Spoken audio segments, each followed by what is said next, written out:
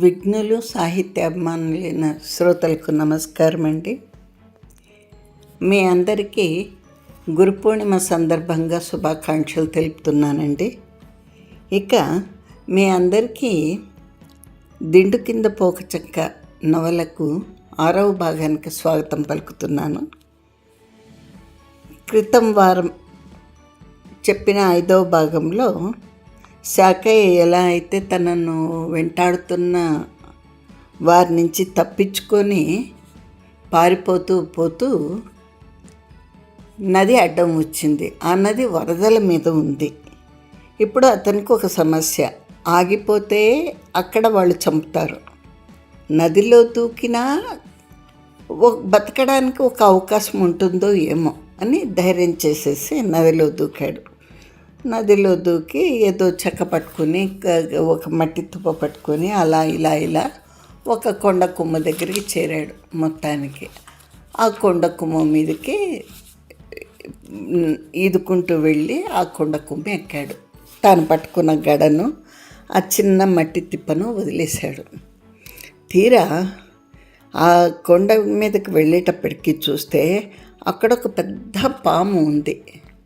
ఆ పాము కూడా అక్కడ కొండ కొమ్మును ఆశ్రయించుకొని ఉంది. అక్కడ దానివల్ల తనకు అపాయం ఉంటుందా అని భయపడుతున్నాడు. తను ఎలా తప్పించుకున్నాడో చూద్దాం ఈ వారము అని చెప్పాను కదా. ఇంకా ఆలస్యం లేకోకుండా శాకయ్య ఏం చేశాడో మళ్ళీ కథలోకి వెళ్ళిపోదాం. అతడు విచారింపగా తాను ఈ నదిలో ఎంతకాలం ఉన్నాడు. నిన్న పొద్దు వాటాడిన వేళ వారు తరుముకొచ్చిరి. ఇప్పుడు జాము పొద్దెక్కింది. అనగా నీటిలో కానీ తుప్ప మీద కానీ ఒక రాత్రి ఒక పగల్లో సగం ఉన్నాడన్నమాట. తాను బలవంతుడన్నమాట. ఎంతటి సెగికైనా తన శరీరం మోర్చుకోనగలదన్నమాట. కష్టపడగలడు. అనగా తను ఇప్పుడు ప్రయత్నించి చూసుకోలేదు. ఏనాడన్నా కష్టపడి సంపాదించింటే కదా తిని కూర్చోవడమే తప్ప. సరే, తన శ్రమ తీరించో. అంతవరకు తను చాలా అలసిపోయి ఉన్నాడు కదా. కాసేపు అయితే ఆ అలసట తగ్గుతుంది. తాను ఈ సర్పంను పడగయందు పట్టుకొని దాని ప్రాణములు తీయగలడు. తన శ్రమ తీరినప్పటికీ దాని చలి తీరునో ఏమో. తాను బతికినన్నాళ్ళు ఏ పరిశ్రమయు లేకుండా, ఏ విద్యయు నేర్వకుండా, చివరకు పాముల వాళ్ళని పట్టుకుని పాములను ఒడిసిపట్టుకునే విద్య అయినా నేర్వలేదు. అతడు ఊహించను. మానవ దేహంలో ఉష్ణత్వం చేకూరినంత తొందరగా సర్పదేహంలో చేకూరిన. మానవ దేహంలో రక్తం ఉన్నది. రక్తంలో సహజంగా ఉష్ణతను పెంపొందించే లక్షణం ఉన్నది. సర్పదేహంలో రక్తం ఉండదు. అది చీమో ఏదో పసురు వంటిది. దాని యందు ఉష్ణత తొందరగా కలగకపోవచ్చు. కానీ సర్పం చురుకైన జంతువు. జంతువునందు చురుకుదనంలోనున్న రక్తం ఆశ్రయించి ఉండును. అంతేనా, లేనిచో సర్పంల శరీరంలో ఎందున్న ఒక అభాసమైన రక్తం నందు అధికమైన చురుకుదనం ఉన్నదా? పెద్ద పెద్ద సర్పములను మహావ్యాఘ్రములను పోరాడుకుని కథలు అతడు విన్నాడు. ఓడిపోన్నది వ్యాఘ్రము. ఆ కయ్యంలో పాము వ్యాఘ్రమునకు తన మెడ అందకుండా మలుపులు తిరుగుచుండును. పులి పామును అందంతో ఖర్చుచుండును. పాము తన పెద్ద తోకను పులి నడుముకు పెనవేసి బిగించును. చుట్టను బిగించి చుండును. పులి కూపిరాడదు. దీని శక్తి ఉడిగిపోవును. పాము పులిని ఖర్చుచుండును. దీని విషం కూడా పులి ఎందు పనిచేయనేమో తెలియదు. పులి ఒడుపుగా పాము యొక్క పడగకు బెత్తడెడంగా పట్టుకొని కొరికి చంపించి పాము చచ్చును. కానీ అట్లు జరుగుటెట్లు? పాము యొక్క లాఘవము, మెలికి తిరుగుట, కాటును తప్పించుకుంట, ఇవి పులి యొక్క లాఘవమును మీరిన విషయములు. పామును మెడయందు పట్టుకొని చంపవలేను అనగా ఈలోపుగా దాని తోకతో అది చేసేది ఆగడమును సైడించుకునవలను. అది ఫెడైల్ తోకతో తాడించుచుండును.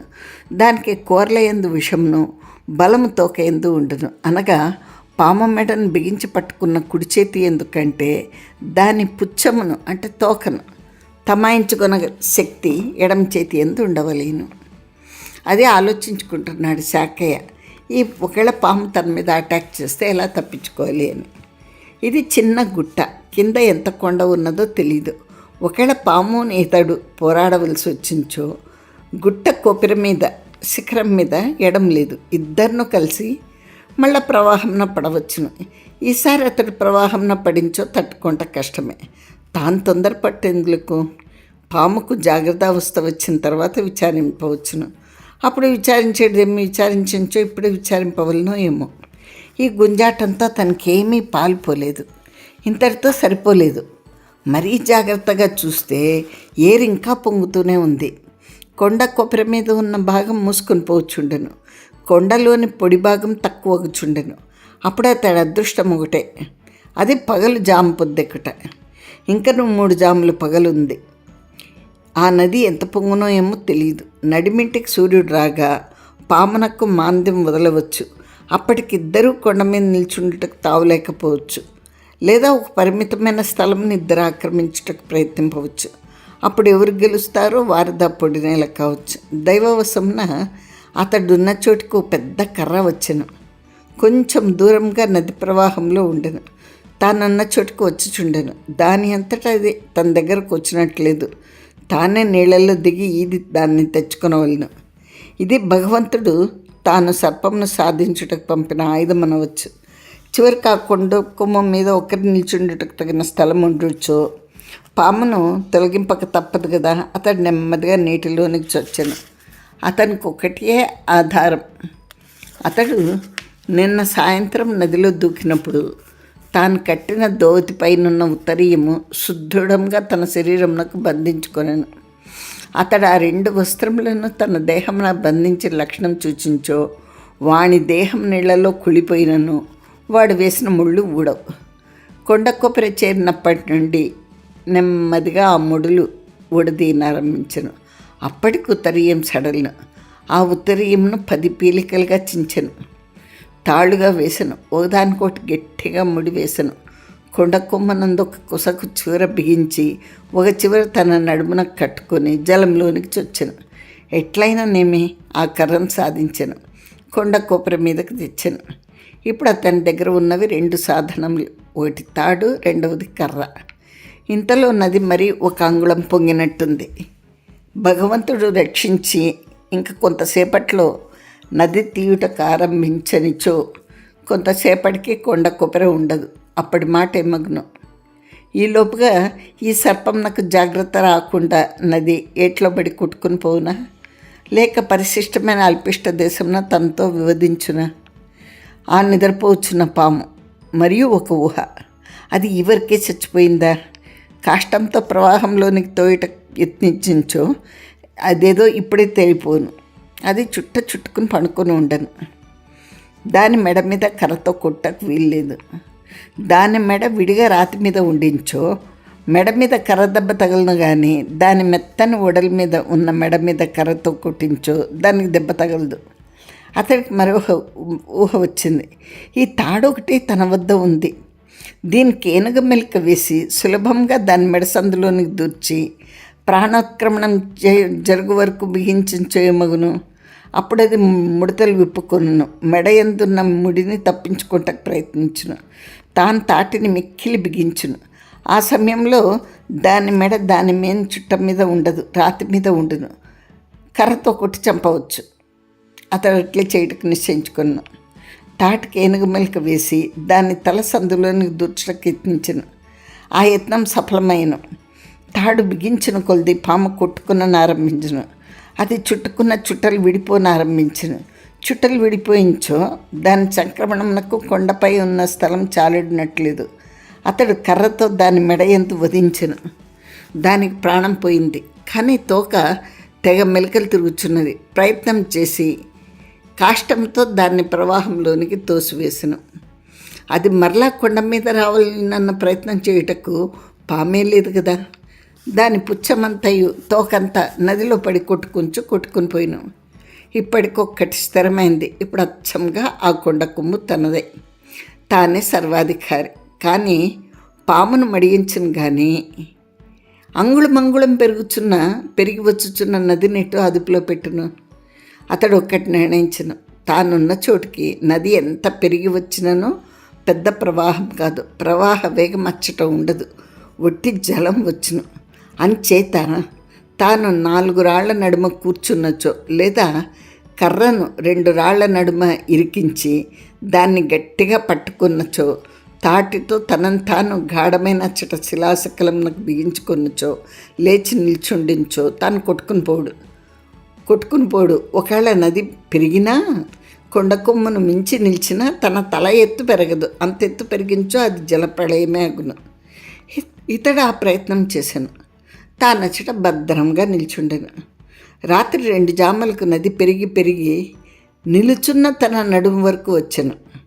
అప్పటికి అతడికి తత్పూర్వముందున్న ధైర్యం పోయిను. ఇంత పెరిగిన నది మరీ ఇంత పెరగదని లేదు కదా. గాఢాంధకారము, చుట్టుపట్ల అంతయు జలమయము. ఎంత మేర వినిపించినను తరంగముల సవ్వడి భయంకరంగా ఉండెను.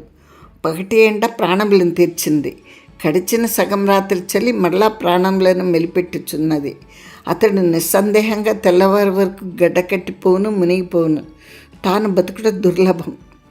అప్పుడు అతడు ఇట్లా అనుకున్నాడు, ఇచ్చట కాకపోయినా మరి ఒక చోటి ప్రవాహంతో కొట్టుకొని పోయినా ఏదో మార్గంన బతుకుటకు వీలయ్యేదేమో.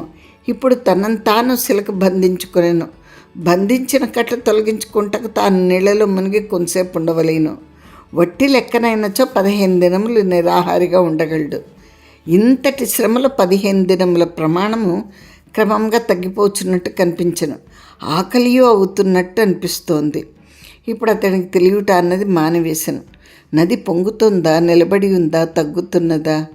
అతని బుద్ధికి ఈ అభిజ్ఞ మానను. అతడికి తెలిసింది ఒక్కటే. ఆ తెలిసినది మర్నాడు తెల్లవారి కొంత ఎండ ఎక్కి తన ఒడలినందు చలి తగ్గిన తర్వాత నది తీసింది. ఎంత తీసిందనగా నది అతని జంగల దాకా వచ్చింది, అంటే మోకాళ్ళ దాకా వచ్చింది. మరి కొంత పొద్దెక్కింది. అది శీలమండలంలోనికి వచ్చాను, అంటే మడమల దాకా వచ్చింది. పగలు 2 జాములైంది. తన పాదముల కింద నీళ్లు కూడా లేవు. అమ్మయ్య, బతికితేనే. ఆనాడు సాయంత్రం నాకు వెలుగులు ఇంకనూ మాయక మునుపు దూరాన ఒక దృశ్యం తోచను. ఒక తెప్ప కొట్టుకుని వస్తోంది. దాని మీద ఒక స్త్రీయు కుర్రవాడు ఉండిరి. వాళ్ళు ఏడుస్తున్నారు. వారు ఇతన్ని చూచి రక్షింపమని కేకలేశారు. ఇతనికి ఒక ఆశ ఉదయించను. వారి వద్ద ఆహారం ఏమైనా ఉండినేమో. తన తాటితో తన కర్రతో తన ప్రయత్నం చేసి తన తాడు వారికి విసిరివేచి వారిని దాన్ని పట్టుకోమని నెమ్మదిగా ఆ తబకను, అంటే చిన్న పడవను తన వైపుకు లాగిన. ఆ తబక ప్రవాహం నుండి తొలగి నిలిచి నీటికి వచ్చాను. ఇప్పుడు ఇంకొక బెడద సంభవిల్లను. తన చుట్టూ ఉన్న జలము ప్రవాహంలోనికి ఆగుచుండెను.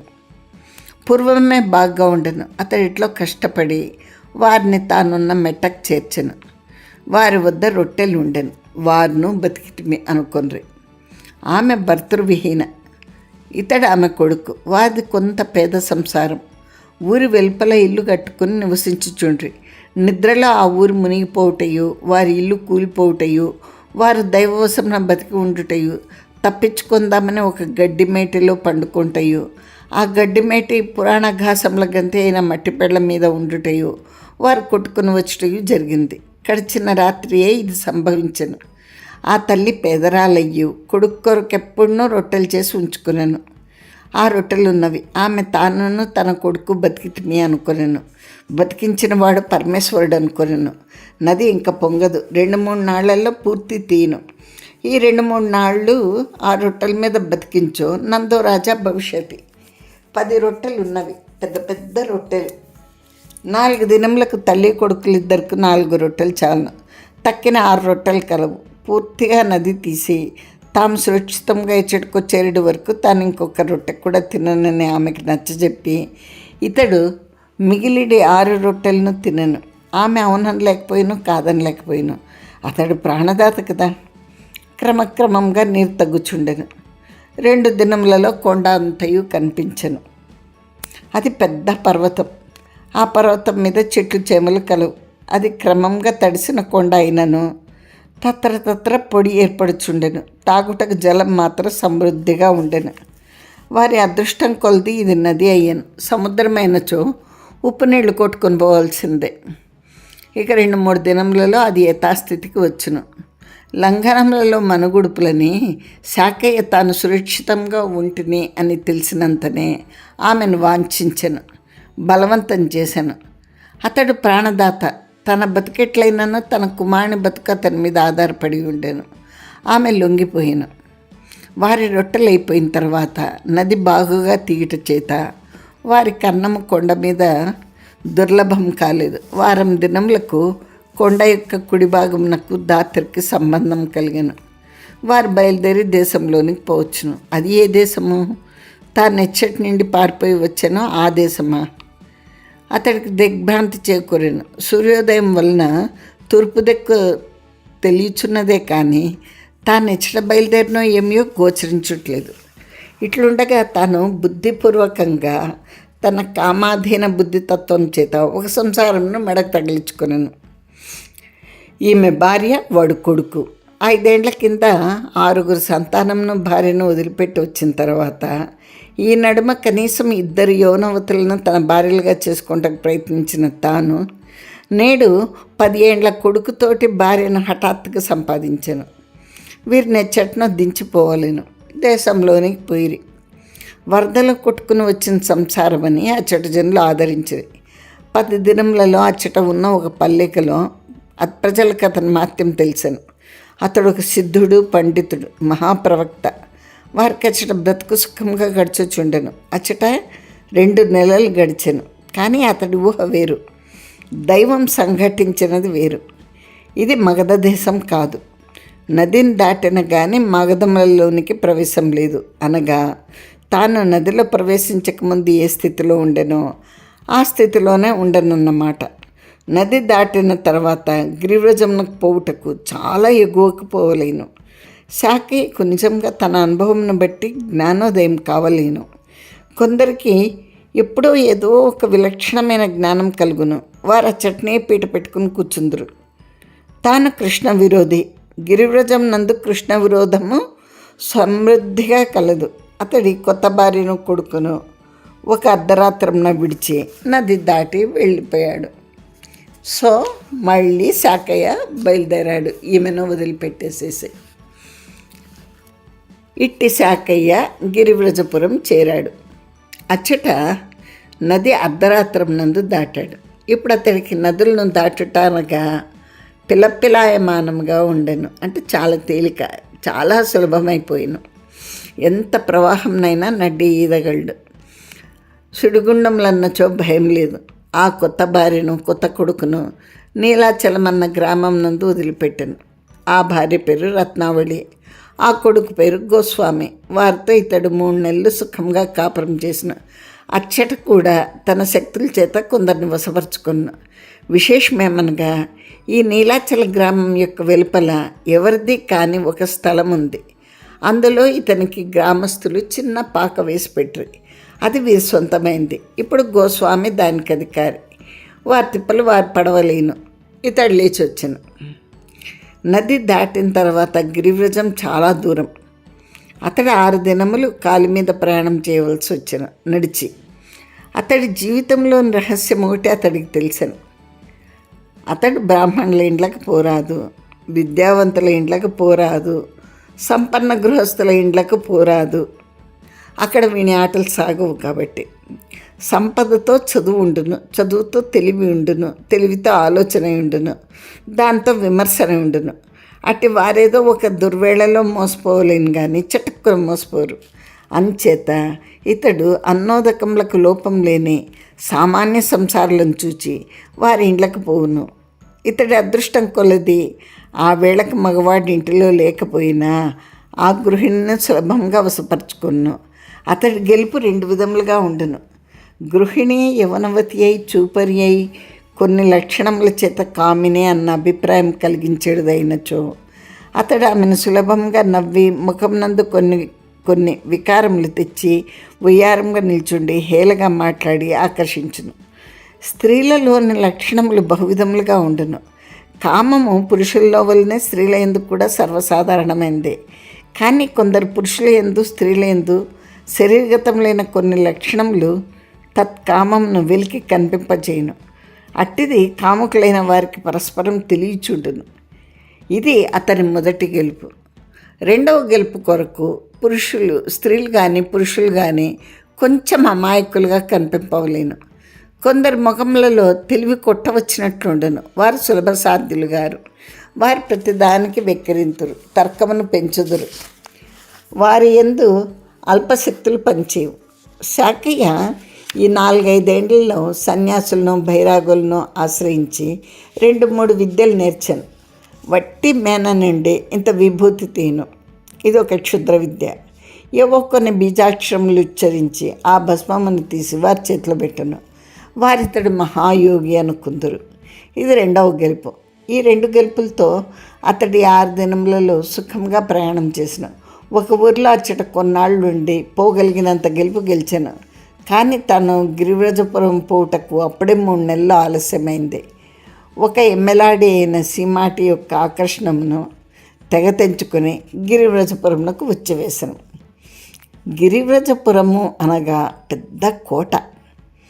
భారతదేశమున వింధ్య పర్వతములకు దక్షిణమున కుండినపురం ఎటువంటిదో ఉత్తరమున గిరివ్రజపురం అట్టిది. కోటకు 4 వైపులా కొండలు. కోట అంతయు మహాపర్వతాగ్రం మీదనే ఉండును. కుండినపురంనకు గిరివ్రజపురంనకు కొంత భేదం కలదు.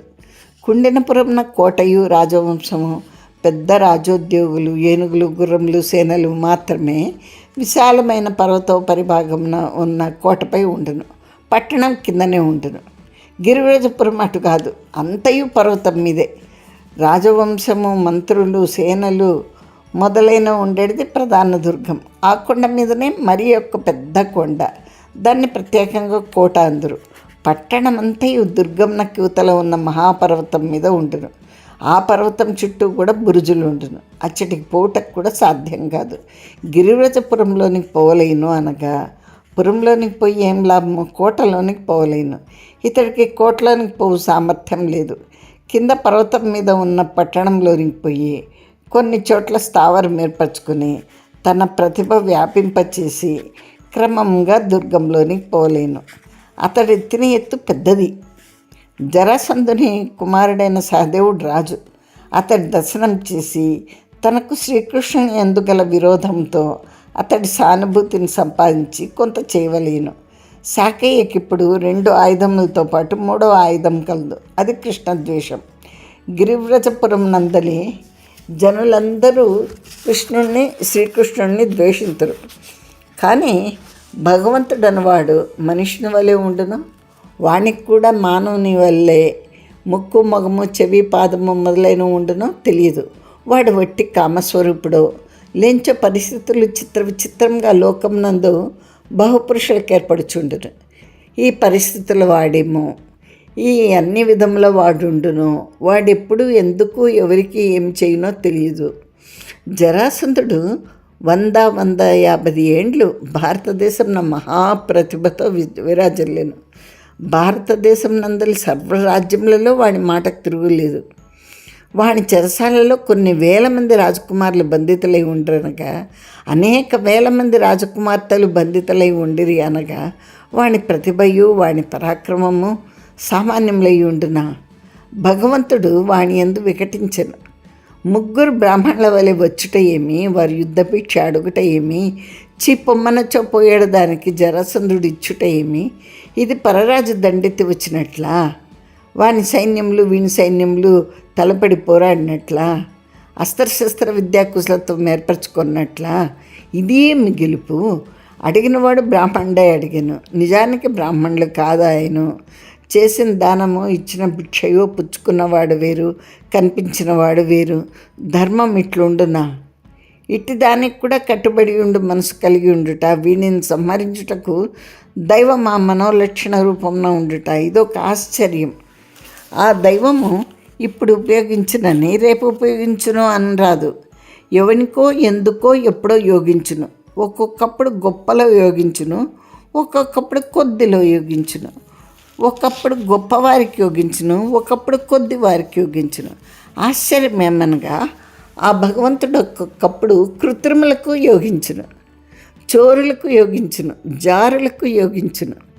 గిరివ్రజపురమున శాకయ్య ప్రవేశించినంతనే చిత్రంగా యోగించను. సహదేవ మహారాజుకు గల 10 మంది మంత్రులలో ప్రతాప్సేనుడని మంత్రి కలడు. ఆయనకు 2 సంతానం. ఒక కుమార్తె ఒక కుమారుడు. కుమార్తెకి 20 ఏండ్లు, కుమారునికి 2 ఏండ్లు. పురుష సంతానం కొరకు దిగులుపడి అతడికి చివరకు వార్ధక్యం సమీపించుచున్నదనిగా ఈ కుమారుడు కలిగాను. ఈ కుమారుడు ఇట్లా కలిగాను.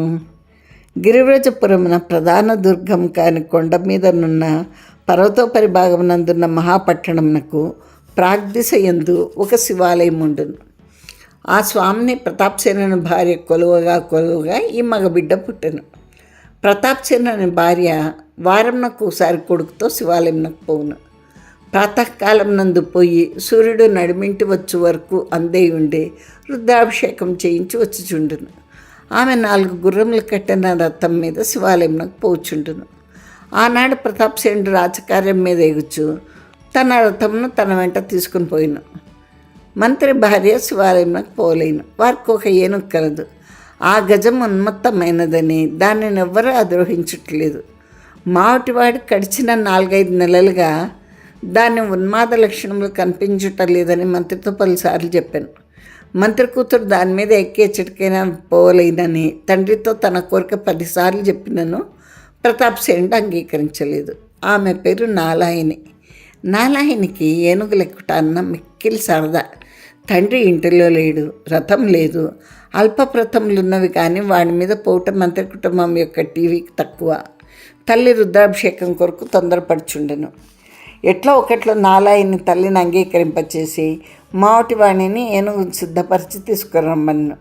మావటివాణికి ఆ ఏనుగు మీద తన యజమానుల కుటుంబంను తీసుకొని పోవటకెంతో ఉత్సాహంగా ఉండెను. పట్టుపరుపులు, రత్నకంబళులు, గంటలు, మువ్వలు సర్వముతో వాడ ఏనుగును అలంకరించాను. ఏనుగు మీద హౌదా కట్టుటకు పెద్ద కాలం లేదు. ఒక చప్పరం వంటిది సామాన్యంగా ఏనుగు మీద బిగింతురు. అతడు చప్పరం కాకుండా కుచ్చులు కలిగిన ముత్యాల రత్నాలు కుట్టిన చిక్కని వన్నేగల పట్టుదుప్పటి వంటి ఆచ్ఛాదనము కూర్చున్న వారికి పైన ఎండ తగలకుండా చేయనది. ఆస్తీర్ణం వెనక భాగంలో ఒక వెండి బెత్తమును నిలబెట్టి ఆ బెత్తం నందు గల రంధ్రం నందు దూర్చిన పిడిగా ముందడి చొచ్చని దాన్ని సిద్ధం చేసి ఏనుగు మీద మంత్రి భార్యయు నాలాయినియు మంత్రి కుమారుడు అధిరోహించగా దుర్గం నుండి కిందికి వచ్చి ఏనుగులు, రథములు చెనడి త్రోవ వెంట మహానగరంనకు వచ్చి శివాలయంనకు తీసుకొని పోయిన. అచ్చట వారు దిగిరి. భానుడు నడిమింటికి వచ్చాను. మంత్రిగారి సంసారం శివాలయంలో ఉండెను. ఏనుగు బయట ఉండెను. ఎండ ముదిరిన కొలిది ఏనుగు తట్టుకొని లేకుండెను. ఏనుగు, పులి, సింహము మొదలైన జంతువులు పైకి ఎంత పరాక్రమవంతములైనను ఎంత బలశాలుగా కనిపించునో లోపల అంత సుకుమారులు. వాని సౌకుమార్యం చెప్పటకు వీల్లేదు. అసూర్యం పస్యల వలె ఎండ నొరవలేవు. తొలుతనే మావటివాడు మంత్రి భారత చెప్పాను, అమ్మ మీరు పెందలకడ రావలేను, ఏనుగు ఎండకు తట్టుకోలేదు అని. ఆమె సరే అన్నది. కానీ రుద్రాభిషేకము ఆలస్యమే అయ్యను. మావటివాడు ఏనుగునందు శమన ప్రక్రియలు చేయిచుండెను. ఏనుగు మాటిమాటికే కొద్దిగా రెచ్చిపోవటయు, మావటివాడు చేయి పరిచర్యల చేత దాన్ని రెచ్చిపోత తగ్గుటయు జరుగుచుండెను. మావటివాడికి వాని ఏనుగు అనగా వాని బిడ్డ అన్నమాట. దాని అలవాట్లు, దాని కోపములు, తాపములు, దానికి రుచి అయిన వస్తువులు, దానికి ఇష్టం కాని వస్తువులు, అది ఎప్పుడు తొందరగా నడుచునో, ఎప్పుడు నెమ్మదిగా నడుచునో, ఎప్పుడు ఘీంకరించినో మొదలైనవే కాక అది తొండము సూటిగా ఎత్తి ముడిచించో, కుడికి తిప్పించో, ఎడం తిప్పించో దాని ఊహలన్నీ వానికి తెలియను. ఏనుగు సామాన్యంగా తొండమును కుడివైపుకు తిప్పి చివర మడుచును. ఎడం వైపుకు తిప్పి మడిచించో ఏనుగు నాకు మనసు సరిగా లేదని అర్థం. ఆ ఏనుగునకు ఒక వృక్ష పల్లవం ఇష్టం. పొద్దెక్కిన కొలిది దాని కొందలపాటును చూచి మావటివాడు తత్పరిసరంలో ఆ వృక్షం ఏమైనా దొరికినేమో అని వెతికాను. అది పెద్ద వృక్షం కాదు, కొంచెం పొదవలే ఎదుగును, పొద కట్టదు. అదొక సల్లకి జాతి వృక్షము. మావటివాడు వెతికాను. ఒక వృక్షం కనిపించను. వర్ష ఋతువు వెడలిపోయిను. అవి శరత్కాలపు నడిమి దినంలో. ఆ వృక్షం ఎందుచేతనో గుమ్ముగా రాలేదు. దాని రెమ్మలను మావటివాడు కోసి 2 గడియల పాటు తన ఏనుగును అదుపులో పెట్టాను. మరి ఒక గడియన్నర ఏనుగును తాను సంభాళించుకొనగలదన్న ధైర్యం వానికి లేదు. అతడి వద్ద ఆ మారుజాతి సల్లకి రమ్మ కొద్దిగానే మిగిలిను. మంత్రిగారి కుటుంబం ఏనుగును అధిరోహించిన తర్వాత దానిని ఏనుగును పెట్టి కోటకు తీసుకొని పోయే వరకు కాలం గడపవాలని వాని ఊహ. మంత్రి కుటుంబం అప్పటికి బయటకు వచ్చాను. ఏనుగు ఇంకనూ వాని మాట వింటూనే ఉండెను. మోకరించమనను. అది మోకరించెను. ఒక నిచ్చెన మీద తమ ఇద్దరు సంతానంతో మంత్రి భార్య ఏనుగును అధిరోహించెను. ఏనుగు చెవుళ్ళ కొరకు తొండం చాచెను. మావిటివాడు ఆ చెవుళ్లలో సగం అందించెను. అది మరలా తొండం నెత్తెను.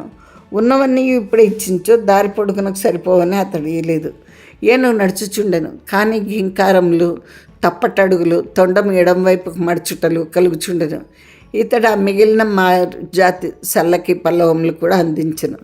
తర్వాత 5-6 సార్లు గజేంద్రం తొండం పైకెత్తుటయు ఇతడేమియో అందించకపోవటయు జరిగిన. అది క్రమంగా అదుపు మీరెను. వాణి అంకుశం పనిచేయట్లేదు. దారి తప్పెను.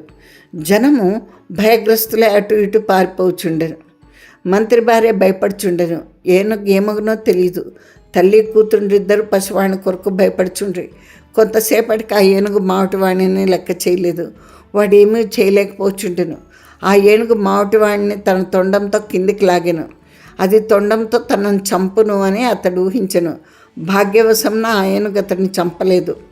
మనకు ప్రియమైన వ్యక్తి ఎందుకు కోపం వచ్చించో వాడిని ఎట్లు తోసివేయదుమో, కొట్టనట్టు నెట్టుదుమో, ఏనుగు మావటి వాడినట్లు సొంత దూరంగా విసిరివచ్చి తాను పోచుండెను. మంత్రి భార్యకు పసివాడిని పట్టుకుంటే కష్టమగుచుండెను. నాలాయన్ని తన తమ్మును గట్టిగా పట్టుకుని ఏనుగు వీపు మీద ఉన్న మంచం వంటి హౌదా యొక్క చెక్కలను వదిలిపెట్టకుండా ఉండెను. జనం ఎవరి దారిన వారి పారిపోచుండ్రి. ఒక గుంపులో శాఖయ్య ఉండెను. అతడు వర్తమానంనంతగా తెలుసుకొనెను. ఇది భగవంతుడు తన కోసం కల్పించిన సంవిధానం. పులులు కొట్టుకొని పోచున్న ప్రవాహం తనను నెట్టలేకపోయిను. అడవి దున్నలను గిరగిరా తిప్పి ముంచు సుడులు తనను ముంచలేకపోయాను. ఈ ఏనుగు తన్నేం చేయగలదు? చేసించో చచ్చును, చేయలేకపోయించో తన మంత్రి ఇంటిలో గౌరవ స్థానమందు ఉంటును. అతని ఎండ వలన మహారాజు అనుగ్రహం సంపాదింపవచ్చును. ఇవి కాక శాఖయ్య వద్ద 2-3 క్షుద్రమంత్రములు కలవు. అందులో ఒక మంత్రం ఉన్నది. కాముకురాలు వలె కనిపించిన స్త్రీ మీద ఆ మంత్రమును ప్రయోగించును. ఆమె తనకు సులభంగా వశమగును. అట్టి స్త్రీలు ఉన్మత్తలు కనుక ఆ మంత్రం ఉన్మాదుల మీద పనిచేయనని అర్థం. అవునో కాదో అది శాబర మంత్రం. ఆ మంత్రంను జపించుచు శాఖయ్య దంతావళంనకు ఎదురుపోయిను. ఆ మంత్రంను బిగ్గరగా ఉచ్చరించుచు దాని వద్దకు వెళ్ళాను. ఆ ఏనుగు ఘీంకరించుచు అతడి మీదకి వచ్చాను. శాఖయ్య తొణకలేదు. ఏనుగు అతనిని తన తొండంతో గ్రహించి విసిరివేయవలేను అన్నట్టుగా వచ్చాను. శాఖయ్య దాని తొండమును పట్టుకొని దానిని మలిచెను. ఏనుగు శాఖయ్యను మింటిలోనికి ఎత్తను. కానీ ఏనుగునకు అతడు మలిచిన మలుపు చేత తన తొండమునకు బాధ కలిగినట్లుండెను. ఆ ఏనుగు అతడిని నేల మీదకు దించెను. ఇతడు దాని తొండమును వదిలిపెట్టగా మెలిపెట్టుచుండెను. 2 నిమిషములలో ఏనుగు శాంతపడెను. ఇంతలో మావటివాడు పరిగెత్తుకొంచు వచ్చెను. శాఖయ్య మావటివాడిని కుంభస్థలం మీద ఎక్కించుకొనమని ఏనుగుతో చెప్పాను. ఏనుగు మావటివాడిని పైకి ఎక్కించుకొను. జనం ఒడ్డు విరిగిపోవచ్చుండెను. శాఖయ్య భగవంతుడు వచ్చినట్లు ఉండెను.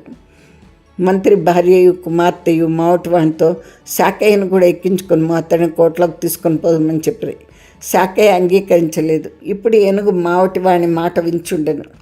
నాలాయనని ఏనుగు కిందకు దింపెను. ఆమె శాఖయ్యను బతిమాలను. శాఖయ్య మేము మీ నాయనగారు వాత పెట్టించో ఒత్తుము లేంచో రామనను.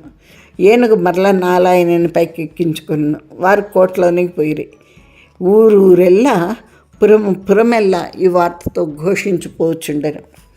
ఆనాడు సాయంకాలమున 100 మంది రాజభటులు శాఖయ్య కొరకు గిరివ్రజపురంలో వెతుకుచుండ్రి. ఎంతమంది ధనవంతులు తమ ఇండ్లకు రమ్మని బలవంతం చేయుచుండినను శాఖయ్య యొక్క పేదవారింటికి పోయిన. దాంతో పేదవారందరికీ శాఖయ్య మీద మహాభిమానం ఏర్పడిన. శాఖయ్య మంత్రి ఇంటికి పోవుటకు నిరాకరించను. తానే ఇంట బస చేసిన ఆ పేదవానికి 400 బంగారు నాణెములు ఇచ్చించో వస్తున్నాను. మంత్రి ఆ ఇంటి వానికి 400 బంగారు నాణెములు ఇచ్చుటే కాదు, అచ్చట సుమారు 200 పేదవాళ్ళు ఇండ్లు కలవు. ఇంటికి 10 బంగారు నాణెముల చొప్పున మంత్రి ఇచ్చి శాఖయ్యను హౌదా కట్టిన ఆ ఏనుగు మీదనే దుర్గంలోని తన ఇంటికి తీసుకొని పోయాను. పేరు దుర్గం తప్ప మంత్రులను రాజవంశీయులను తీసివేసించో అచ్చటను ప్రజలే. అందు పెద్ద చెరసాల ఉన్నది. గిరివ్రజపురము చెరసాలలకు ప్రసిద్ధమైనది.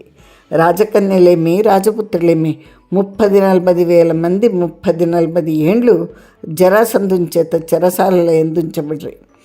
చెరసాలల్లో చిన్న ఉద్యోగస్తులు, కొంచెం పెద్ద ఉద్యోగస్తులు, రాజగృహంలో ఎందు, మంత్రుల గృహంలో ఎందు పరిచారకులు 10,000 మందికి తక్కువ ఉండరు. వీరిలో సగానికి సగం గిరిరాజపురంలోని పేద సంసారంలో నుండి వచ్చిన వాళ్లే. అందులో ఒక 1000 మంది ప్రతాపసేనుడు ధనం పంచిపెట్టిన పేటలోని వారు. అల్లంతా అల్లుకొని శాకయ్య మంత్రి ఇంటికి చేరిన 4-5 దినములలో గిరివ్రజ దుర్గంలో ఒక మహాపురుషుడుగా ఆరంభించారు. కొన్ని వేల మంది ప్రజలు అతడి దర్శనం కూతురు, అతడి వలన విభూతి పెట్టించుకుందరు. ఆ మహానగరంలో ఒక్కటే పెద్ద ప్రశ్న అయింది. మదం చేత విడవబడిన ఏనుగును శాకయ్య ఎట్లా అదుపులోని తేగలిగాను? అది బాహుబలమా మంత్రబలమా? బాహుబలమని కొందరు, మంత్రబలమని కొందరు. ఈ వార్త మహారాజైన సహదేవుని దాకా పోయిన. కానీ సహదేవుడు చిన్నవాడు, 17 ఏండ్ల వాడు, తల్లి మంత్రి అదుపుల్లో ఉన్నవాడు, కానీ మరొకడు కాదు. మంత్రి అయిన ప్రతాపసేనుని ఇంటిలో శాకయ్య ఉనికి ఏర్పడను. శాకయ్యకు మేడ మీద ఒక గదిలో నివాసం ఏర్పడబడిన. శాకయ్య తాను నిరాడంబరంగా ఉన్నచో ఏమీ లాభం లేదని గ్రహించను. అతనికి 2 పరిచారకులు నియమింపబడ్రి. శాకయ్య ఇదివరకే కావిగుడ్డలు ధరించేవాడు. ఇప్పుడు తానే కాక వారి చేత కూడా కావిగుడ్డలను ధరింపచేయుచుండెను. ఒక పీఠం పెట్టవలేను, కొన్ని విగ్రహములను సమకూర్చవలను. అతడికి ఏ విగ్రహంలందునూ నమ్మకం లేదు. బుద్ధుడు ఎట్లుండునో తెలియదు. త్రిపురాసురుల పట్టణములలో విష్ణువు బుద్ధుడై వెడలను అన్న కథ కలదు. ఆ బుద్ధుని వేషం ఎట్లుండేది ఇతడికి తెలియదు. వాడిని విష్ణుమూర్తి వల్ల తీర్చించో అది పొసగదు. కృష్ణదేవుని అనుసరించినట్లే అగును. ఏమీ తోచక తన గది ఉట్టి శూన్యగృహంగా ఉంచును. పులితోళ్ళు, లేడి చర్మములు, కావిగుడ్డలు, దర్భాసనములు సమృద్ధిగా ఉన్నవి. ప్రతాపసేనుడు అతడి గదికిని తన సౌధమునకు సంబంధం లేకుండా చేసెను. అతడి గది వేరే ఉన్నది. ప్రతాపసేనుడు ప్రతిదినము ప్రాతకాలమున అతడి గదికి పోయి దర్శనం చేసి వచ్చును. సాయంకాలంలో అతడి భార్యయు నాలాయినియు 2 ఏండ్ల వాడైన కొడుకును పోదురు, దర్శనం చేయుదురు. నాలాయిని తాను ప్రత్యక్షంగా శాకయ్య పాదములు స్పృశించి తమ్ముంచే స్పృశింపజేయను. ఈ ప్రత్యక్ష పాద స్పర్శం మంత్రి భార్యకి ఇష్టం లేదు. తొలుత కొన్ని దినములు ఊరుకున్నది, కానీ తర్వాత కూతురుతో అది మంచిది కాదని చెప్పాను. నాలాయిని అంగీకరింపలేదు. అతడు యోగీశ్వరుడు, మనకు పరమోపకారి, మన కులం నిలబెట్టువాడు, మన తమ్ముడు. అతడిని రక్షించను. అయినను ఒట్టి పాదస్పర్శ వల్ల వచ్చిన నష్టమేమి అనను. తల్లి ఊరకుండెను. నాలాయిని క్షత్రియ స్త్రీ, నడి వయసులో ఉన్న పిల్ల. ఒక్కొక్క వర్ణం నందలి స్త్రీలకు ఒక్కొక్క ప్రత్యేకమైన సౌందర్యం ఉండును. బ్రాహ్మణ స్త్రీల సౌందర్యం వేరు. ఆ స్త్రీలలో కూడా శాఖాభేదములను బట్టి సౌందర్యములు భేదించుచుండును. క్షత్రియ స్త్రీ సౌందర్యం వేరు, వైశ్య స్త్రీల సౌందర్యం వేరు. చతుర్థ వర్ణం నందు కూడా సంపన్న గృహస్థులైన కొన్ని కులములలో ఉన్న స్త్రీల సౌందర్యం తత్తద్వర్ణములను చాటి చెప్పుచుండును. పరిచయం కలిగించో, పలుసార్లు చుండించో ఆ స్త్రీ ఆ కులంకు చెందిందని చెప్పవచ్చు. పురుషులను గుర్చి కూడా అట్లా చెప్పవచ్చు. ముఖములను చూచి గుణములు ఎట్లా చెప్పవచ్చునో కులములు ఎట్లా చెప్పవచ్చును. క్షత్రియ స్త్రీల యందు నేత్రములు పెద్దవిగా ఉండును, శరీరములు కఠినములై ఉండును, ముఖములలో ఏదో ఒక టీవీ కనిపించుచుండును. వారు ధరించడే ఆభరణములు వేరుగా ఉండును, వారు ధరించడే దుస్తులు వేరుగా ఉండును. అందులో ఉత్తమ క్షత్రియ కుటుంబములలో మహారాజులు, మహామంత్రులు అయిన క్షత్రియుల కుటుంబములలో ఉండు స్త్రీలు ఇదమిత్తమని చెప్పబడకుండా ఒక విలక్షణమైన సౌందర్యం కలిగి ఉందరు. సౌందర్యం గురించి నిజంగా వర్ణించుట ఎట్లు? ఒకదాని సౌందర్యం కానీ ఒకని ప్రతిభను గురించి కానీ వర్ణించుట ఎట్లు? దాని కన్నులు పద్మపత్ర విశాలములు దేనివి కావు. వేల కొలది స్త్రీల పత్రములు, స్త్రీల నేత్రములు పద్మపత్ర విశాలములు కావచ్చు. అతడు మహాప్రతిభావంతుడు ఎవడు కాడు. ఒక గొప్ప రాజనీతివేత్త అయిన మంత్రి గురించి ఇట్లు చెప్పవచ్చు, ఒక గొప్ప కవిని గురించి ఇట్లు చెప్పవచ్చు, ఒక గొప్ప వీరుని గురించి చెప్పవచ్చు. కనుక వర్ణన అనగా ఒక సందర్భమున ఒక వ్యక్తి యొక్క సౌందర్యమో ప్రతిభయో ఒక గుణమో అధికంగా ఉన్నదని చెప్పుటే. నాలాయిని పొడుగైన పిల్ల, కర్ర వంటి బాలిక, చక్కని అవయవములు కలిగిన యువతి, కన్నులు పెద్దవి. ఆమెకు మెడనంటి ఉన్న వెడల్పైన బంగారు పట్టెడ కలదు. ఆ కాలంలో స్త్రీలు వక్షస్థలం నందు ఒక గుడ్డ పీలకనంటించి వెనక ముడి వేసుకునేవారు. స్త్రీలు 2 వస్త్రములు ధరించేవారు. ఒక వస్త్రం ధోతి వలె ధరించుటయు, మరి ఒక వస్త్రమును పైన ఉత్తరీయం వలె వేసుకుంటాయు. ఇట్లు ధరించుటలో కూడా భేదములున్నవి. ఉరం మీద ఉన్న వస్త్రము సంపద కొలది ఉండును, దానికి ముత్యాలు మణులు కుట్టుదురు. ప్రౌఢలైన యువతుల వక్షశిచయము పయోధరంలో ఉత్సేతమునకు తగినట్టు కుట్టుట కలుగును. నాలాయనికి పయోధరోత్సేదం అధికంగా లేదు. ఒక దృష్టితో చూచించో ఆమె ఎందు స్త్రీత్వం కంటే పురుషత్వం అధికంగా ఉండనేమో అనిపించును. అనేకులు క్షత్రియ కుమారులు నాలాయని శరీర సౌందర్యంను మెచ్చుకొనరు. ఆమెకు వచ్చిన సంబంధములు తక్కువ. ఆమెను నిజంగా మోహించిన పురుషులు 2. ఒకడు శాకయ్య. అతడు మోహించినగా అది ఒట్టి మోహమే కానీ మోహించటం లేదు. 2వ వాడు కాలంజరుడు అన్న ఒక క్షత్రియ కుమారుడు. అతడు గిరిరాజ రాజ్యంలో ఒక గొప్ప సైనికోద్యోగి. అతని తండ్రి పూర్వము జరాసంధుడు పరరాజుల మీదకి ఎత్తిపోయిన ఒక యుద్ధంలో మడిసెను. అతడి తల్లి సహగమనం చేశాను. కాలంజరునికి అన్నలు లేరు, తమ్ముళ్ళు లేరు, అక్కలు లేరు, చెల్లెళ్ళు లేరు. కొంత ఆస్తి ఉంది, ఎక్కువ దగ్గర చుట్టంలో కూడా లేరు. ఒక మేనమామ ఉన్నాడు, ఒక 1000-2000 విడిచినవాడు. ఈ కాలంజరునకు నాలాయన భూలోకరంభ. అతడు ఉద్యోగం నాకు ఎప్పుడు తెరపి దొరికినను ప్రతాప్సేన ఇంటికి వచ్చును. అతడు గొప్ప ఉద్యోగి కనుక ఇంటిలో అతడిని గౌరవించరు. ప్రతాప్సేనకు నాలాయని అన్నచో బహిప్రాణం. 2 ఏండ్ల కిందటి వరకు ఆ మంత్రికి ఆమె ఒక్కతే సంతానం. కొడుకైనా కూతురైనా ఆమె ఒక్కతే. తన పదవి గొప్పది, తనకున్న ఆస్తి గొప్పది. మంత్రిత్వము మొదలైన ఉద్యోగములకు సైనికోద్యములకు చాలా భేదం ఉంది. సైనికోద్యోగములలో మాస వేతనములకు మించి రాదు. యుద్ధములు తటస్థించు సైనికుడు పరాక్రమం ప్రదర్శించు రాజు బిరుదమిచ్చును, కానుకలిచ్చును, అంత ఎక్కువగా ధనం ఇయ్యడు. మంత్రిత్వం మొదలైన ఉద్యోగంలో వేరు. వారు ధనములతో తులాభారములు తూగుదురు. ప్రతాప్సేనకు నాలాయనిని కాలంజరునికి ఇష్టం లేదు. అతడు గొప్ప ధనవంతుడు కాదని ఒకటి. 2వది వానికి చుట్టుపక్కల ఎవరూ లేరు. వాడిని తెచ్చి ఇంట్లో పెట్టుకునవలేను. కాలంజరునికి నాలాయన మీద ఉన్న ప్రేమ ఇంత అని చెప్పుటకు వీల్లేదు. అనంత సృష్టిలో స్త్రీ అంటూ ఒకర్త ఉన్నచో ఆమె నాలాయని ఒక్కతే.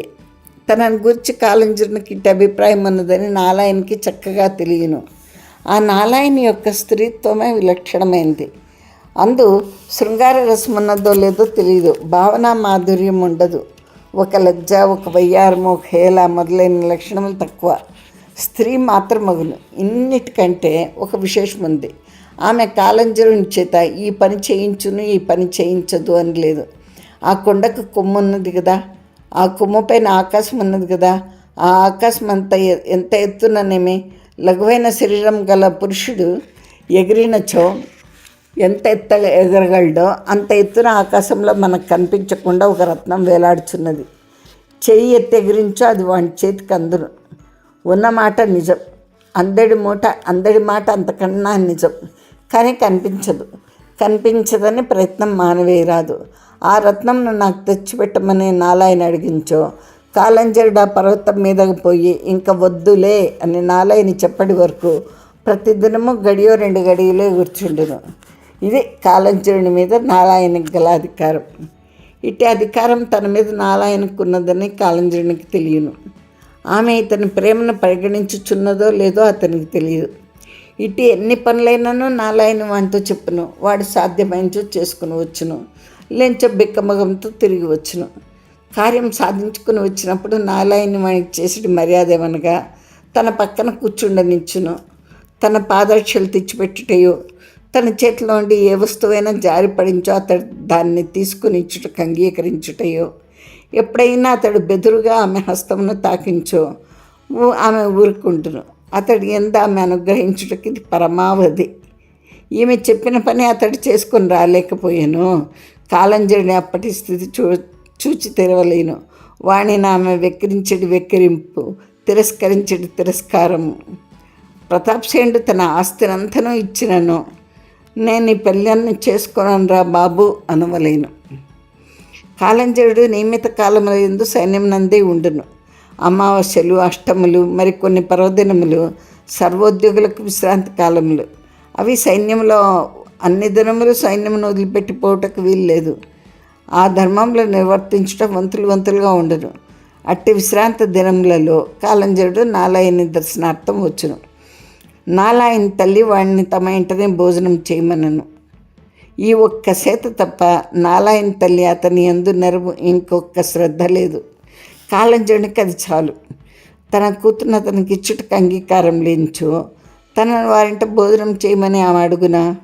ఇది సామాన్యమైన గృహస్థ ధర్మమని అయినా అతడు ఊహింపడు. కాలంజరునికి ఒక్కటే అనిష్టం. నాలాయని మరి ఒకనికి భార్య కారాదు. అయినచో భర్త ఎవడగును? వాని కంఠం తన కత్తివాత పడును. నాలాయని తనని ఎట్లు చూచినను సరే, ప్రేమ దృష్టిలతో మరొకరిని చూడకుండించో ఆమె తనను ప్రేమించుచున్నట్టే. ఇట్లా అతడు పూర్తి నాలాయనికి ఇదైపోయాడు. ఇట్టి పరిస్థితుల్లో శాకయ్య వచ్చును. కాలంజరునికి వరుసగా 4 విశ్రాంతి దినములు వచ్చును. అతడు ఆ 4 దినములు ఇచ్చట్నే ఉండిపోయాను. శాకయ్యను కూర్చున్న వర్తమానం అంతా ఇతడు తెలుసుకున్నాడు. మొదటి దినమున నాలాయని తల్లితో తమ్మునితో కాలంజరుడు కూడా యోగీశ్వరుని దర్శనముకు పోయిన. నాలాయని శాకయ్య పాదస్పర్శనం సర్వంకషంగా ఆచరించును. శాకయ్య తత్స్పర్శానందం అనుభవించుచుండెనో సమాధి నీలితాక్షుడగుచుండెనో తెలియదు. నాలాయని శాకయ్య పాదములు స్పృశించటకు ఇష్టపడిన వ్యక్తి ఇంతవరకు ఆమె తల్లియే. ఇప్పుడు కాలంజరుడు రెండవవాడు. రాత్రిపూట భోజన సమయం మంది ప్రస్తావన వచ్చిన. ప్రతాపసేనుడు కూడా ఉన్నాడు. నాలాయని తప్పలేదని వాదించుచుండెను. తల్లి కసురుకొంచుండెను. కాలంజరుడు శాకయ్య మీద కత్తులు నూర్చుండెను. ప్రతాపసేనుడు నవ్వుచుండెను. చివరకు నాలాయని కాలంజరునితో, నా మీద నీకేం అధికారం ఉన్నది అనెను. అప్పుడు వైశ్వదేవమంత పని జరిగింది. అనగా కుండ భళ్ళెన పగిలిందన్నమాట. వైశ్వదేవంను చేసిన వాడు కుండను భళ్ళెను పగలగొట్టదు. సామాన్యంగా వాడు కుండను భళ్ళెను పగలగొట్టను అనగా వైశ్వదేవంను చేసను అని వైదికులలో పరిభాష. కాలంజరుడు ఇట్లా నేను 6 ఏండ్ల నుండి నిన్ను పెళ్లి చేసుకుంటకు నీ చుట్టూ తిరుగుచున్నా. నీ తల్లిదండ్రులను నాకు ఇచ్చుటకు ఇచ్చగించట్లేదు. నేను తప్ప నిన్నెవరినూ చేసుకొనరు. నీ సౌందర్యంను చూచి నిన్ను పెండ్లాడు వారెవరూ ఉండరు. నువ్వు నన్ను పెళ్లి చేసుకొనంచో నీకు పెళ్లి కాదు. మీ నాయనగారికి సంగతి తెలియదు. వారు పొరబడుచున్నారు. నువ్వు నా భార్యవు. నువ్వు ఇంకొకరి పాదములు పట్టుకొంచున్నావు. వాడు క్షత్రియుడు కాదు, బ్రాహ్మణుడు అని చెప్పుచున్నాడు. అది ఎంతవరకు నిజమో తెలియదు. వాణి పుట్టుపూర్వోత్తరములు మనకు తెలియవు. వాడొక సన్యాసి. వాడు నిన్ను పాడు చేయును. నీ తల్లిదండ్రులు నిన్ను పాడు చేయుచున్నారు. వాడు నిన్ను వల్ల వేసుకొనును. అట్లు జరిగించో నీ తల్లిదండ్రులకు అవమానం. నేను వాని ప్రాణములను నిస్సంశయంగా తీయుదును.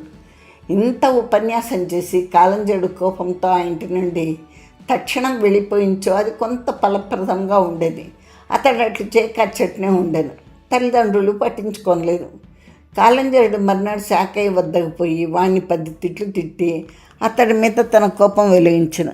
అతడు తిరిగి వచ్చిన తర్వాత నాలాయని శాకయ్య వద్దకు ఏకాంతంగా పోయిన.